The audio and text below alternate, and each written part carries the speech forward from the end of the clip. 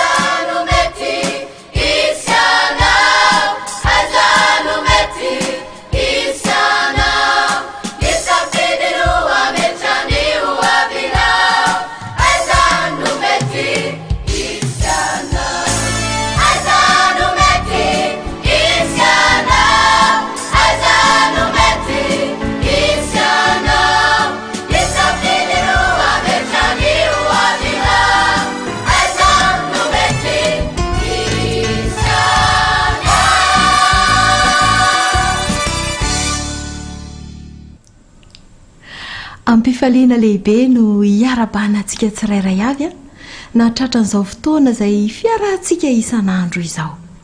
Ao anatin'ny herinandro vitsivitsy a dia ny departemanta misahana ny vehivavy sy ny ankizy a no hiaraka amintsika. Fa amin'izao herinandro voalohan'izao kosa dia ny ankizy aloha no mentsika anjara, ny ankizy sy ny tanora.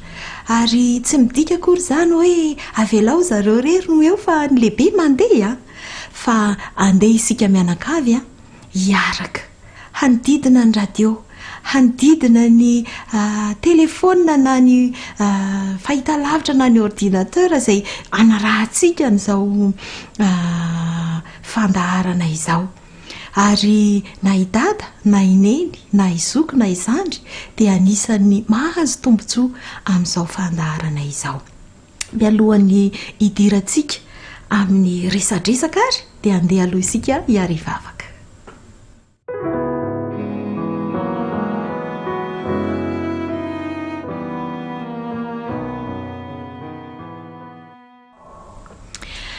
Andriamanitra ray malalo, misaotra anao izahay noho izao fotoana mamy izao.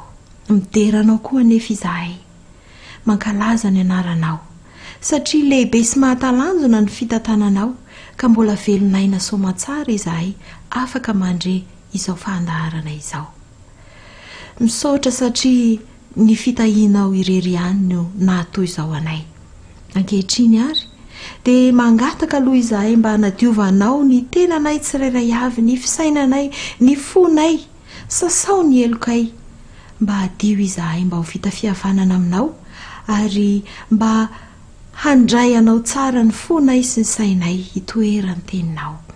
Dia mitenena aminay Jehovah fa miaino anao izahay rehetra atao tokantrano na ankizy na lehibe dia vonina ny hiaino anao. Amin'ny anaran'i Jesosy no anonanay mivavaka. Amen.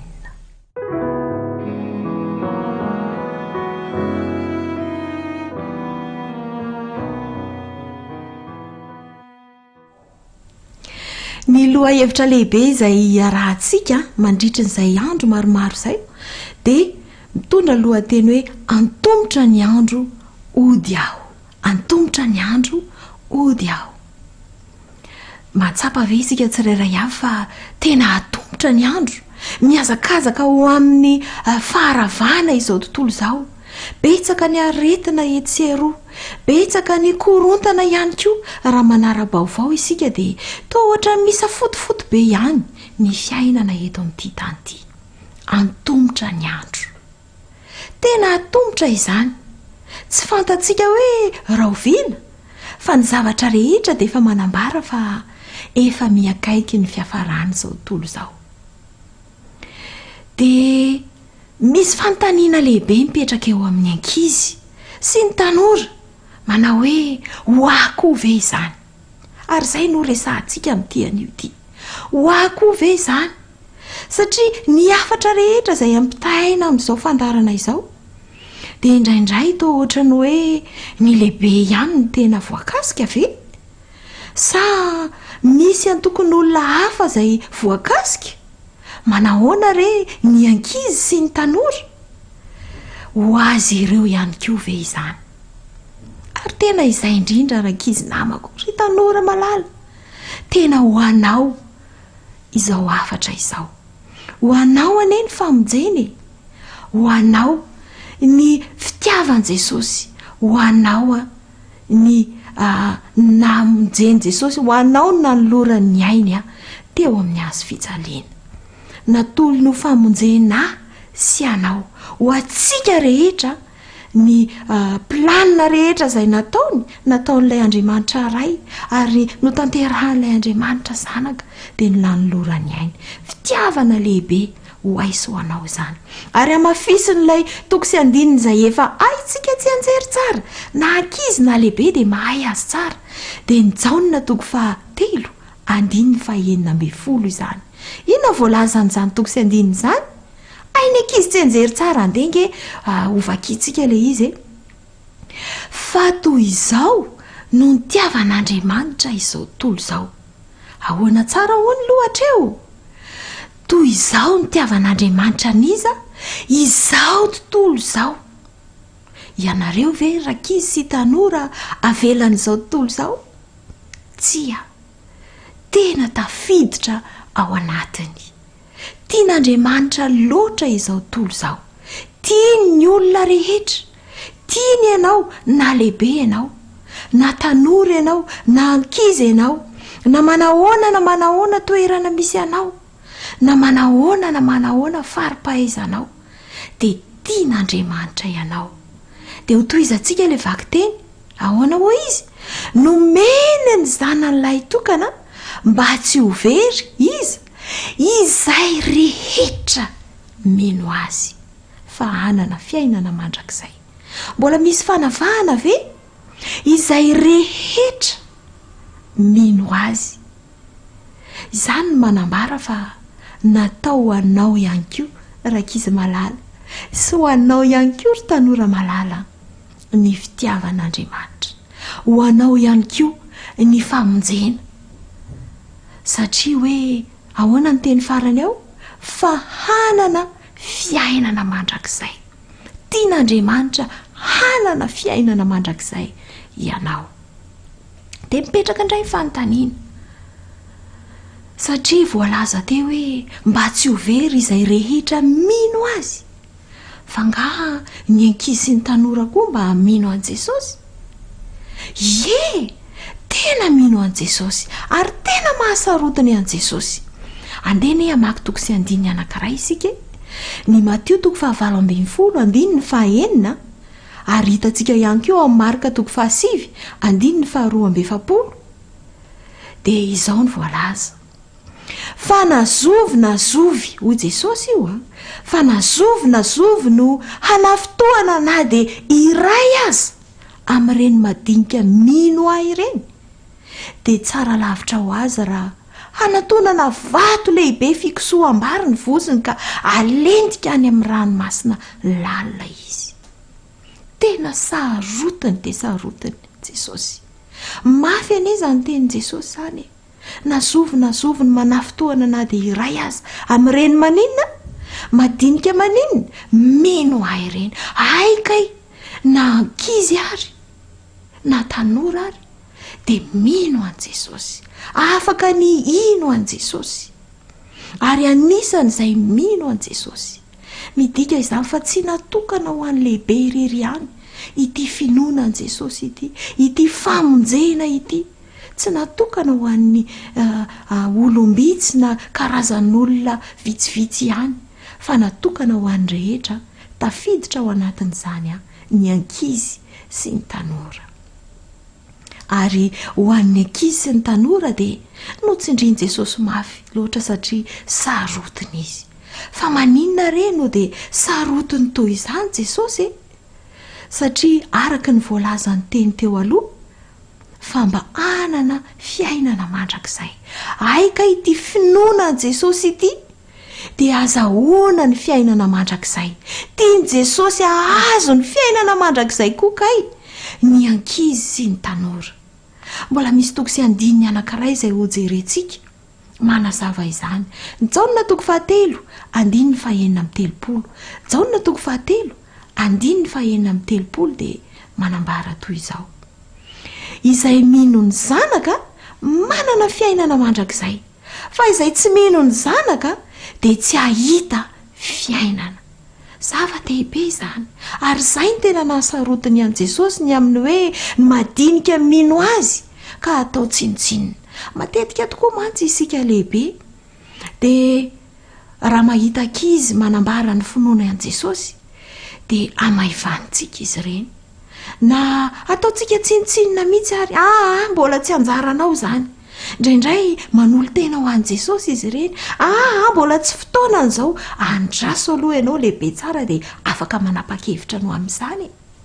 Indraindray koa ataontsika lehibe tsy rambina ny fizarana ny fahamarinana, fizarana ny finoana an Jesosy ary ny fanamafisana ny finoany ireny ankizy ireny an Jesosy. Dia izay ny tena mahasarotiny an Jesosy.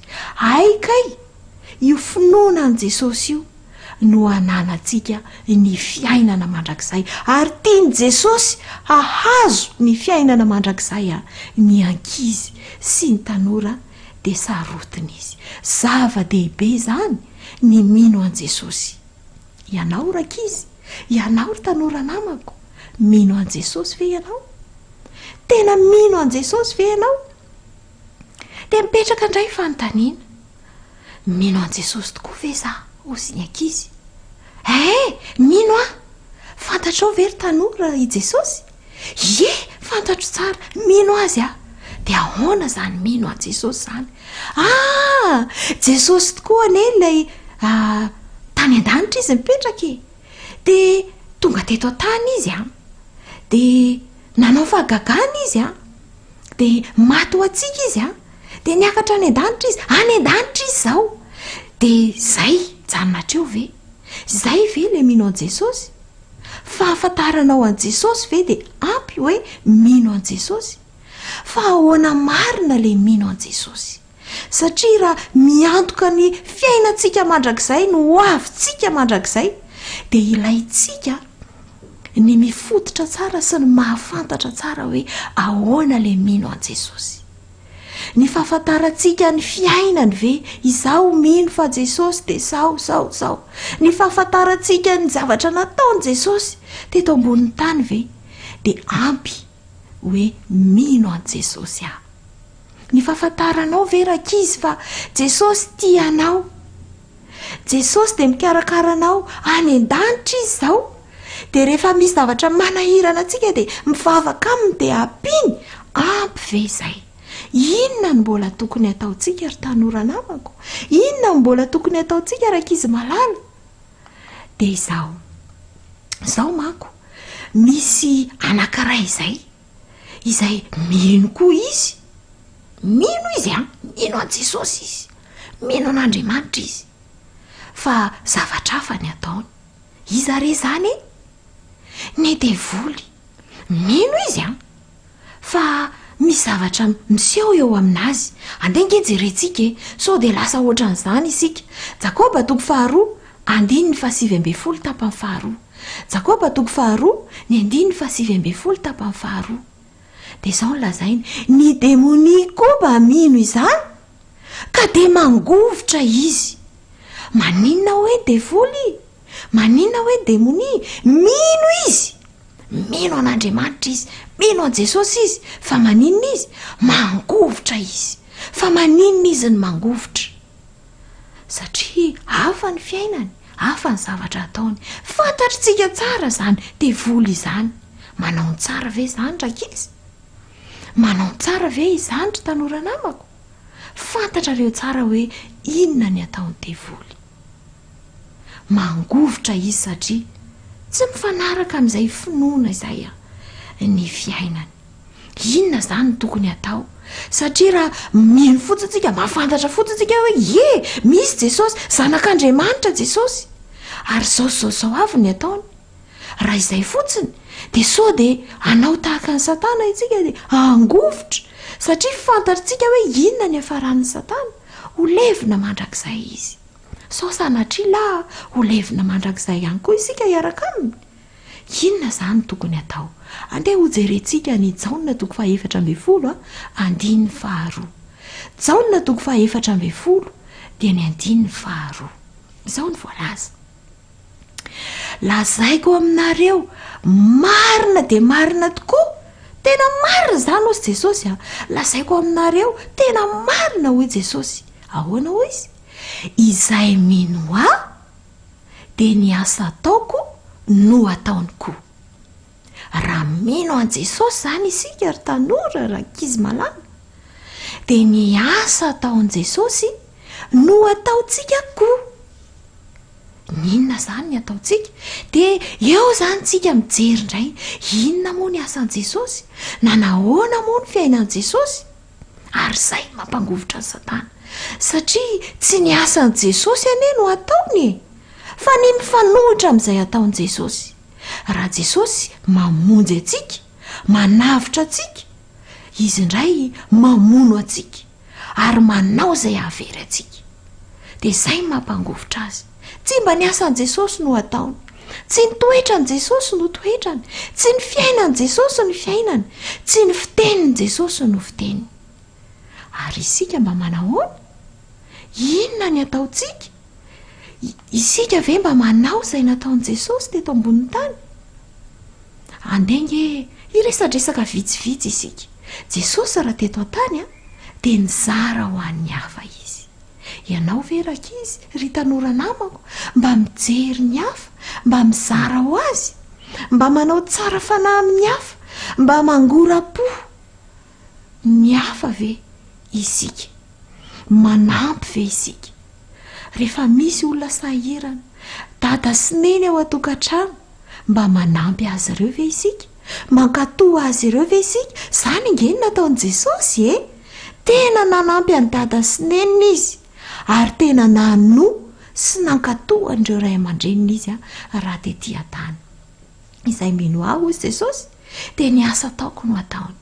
Ny fomba fiainan' Jesosy no ho fiainantsika. Ny karakara ny hafa ve isika? Ny fitenitsika manahoana? Ny fomba famalitsika ny zokintsika sy ny ray aman-drenitsika manao ahoana? Mba tahaka n'izay mba nataon'i Jesosy ve? Ary izay indrindra no ho diniantsika mandritry ny herinandro. Inona ireo fomba fiainan' Jesosy? Inona ireo zavatra nataon'i Jesosy? Inona ireo asan' Jesosy izay tokony ataontsika ihany koa eo amin'ny fiainantsika mba hanehoantsika izany finoantsika an' Jesosy izany. Hanehoantsika eo amin'ny fiainantsika fa isika ane dia mino an' Jesosy, isika ane dia te hanana fiainana mandrakizay ary tian' Jesosy ho vonjena sy hiara-hodina aminy any amin'ilay fiainana mandrakizay. Miandry ny fanapahan-kevintsika ary Jesosy. Tiany mihitsy isika raha mba hanapa-kevitra ny ino azy amin'ny fotsika manontolo ary hanatanteraka sy hanao izay rehetra fiainan' Jesosy sy ny asan' Jesosy. Antomotra tokoa rakizy malala sy tanora namako ny andro. Efa kely sisa, efa hita amin'izao tontolo izao, hita maneran-tany ny zavatra ratsy rehetra, ny famantarana fa ho avy ny faran'izao tontolo izao, ho avy ilay zokintsika izay andrasantsika. Hody aho, hody isika. Ka ny fiainantsika izany dia miantso antsika mihitsy Jesosy hoe andao, avy anaraka, avy arao izay nataoko, avy amboary ny fiainanao. Ka mandritry ity herinandro ity dia andray fanapahan-kevitra isika. Raha misy zavatra tsy nety nataontsika dia andeha ho vahintsika izany. Raha misy zavatra mbola tsy fantatsika dia andeha ho arahantsika, satria mino an' Jesosy isika. Tena natao ho anao ry tanora namako. Raha mametraka fanontaniana ianao hoe natao ho ako ve izany? Ianao rakizy dia ho anao mihitsy. Ho anao ity hafatra ity, ho anao famonjena, ho anao no nanoloran'i Jesosy ny ainy fitiavana ho anao izany, dia tiany ho vonjena ianao, dia ho anao izany izao hafatra izao. Andeha isika hanapa-kevitra fa tsy hanapaka mihitsy mandritry herinandro ity, ary hanaraka izay rehetra ho ambaran'i Jesosy amintsika ao anatin'izao fahandaharana izao. Andeha ary isika hiara hivavaka.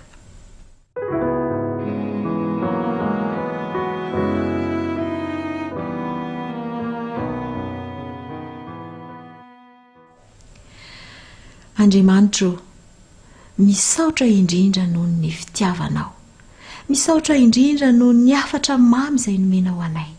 Ay tena tianay ianao, tiany olona rehetra ianao, tsy ankanavaka fa na lehibe na ankizy na tanora dia tena tianao.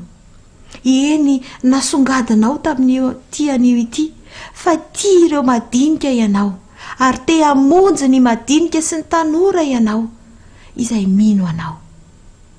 Mety teo aloha Andriamanitro tsy fantatray fa ay ny finoananao dia ny fanarahana ny sitraponao, ny fanaovana izay asanao sy ny fiainanao manontolo, fanarahana izay mba nataonao ihany koa. Tianay ny aneho ny finoanay anao Jesosy. tianay ho aseho amin'ny fiainanay izany. Ka nanapa-kevitra izay tian'io ity fa ho asehonay tokoa eo amin'ny fiainanay, hanova ny fomba fandehanay izay, ny fomba fisainanay, ny fomba fiteninay, ny fomba fanaonay. Tianay raha mba ho tahaka an' Jesosy izahay. Toavy aminay izany Andriamanitro, ovay izahay tsirairay avy. Apetrakay aminao Jesosy izany fanapa-kevitra izany. Arovy ary tehirizo.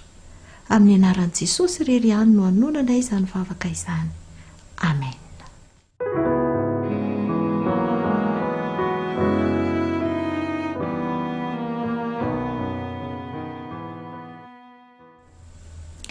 Dia izay ara no anjarantsika tamin'ity andro voalohany ity. Averiko ihany fa na dia natao ho an'ny ankizy sy ny tanora ara ny herinandro voalohany dia natokana indrindra ho an'ny mpianakavy satria i dada sy neny dia mila eo anilan'ny ankizy mandrakariva, hiara hifanakalo hevitra, hiara hifanohana. Dia aoka isika mianakavy mba hiaraka eo mandrakariva mandritra ity herinandro voalohany ity. Dia mirary soa antsika tsirairay avy ary ho amin'ny ampitsindray mandra-piona.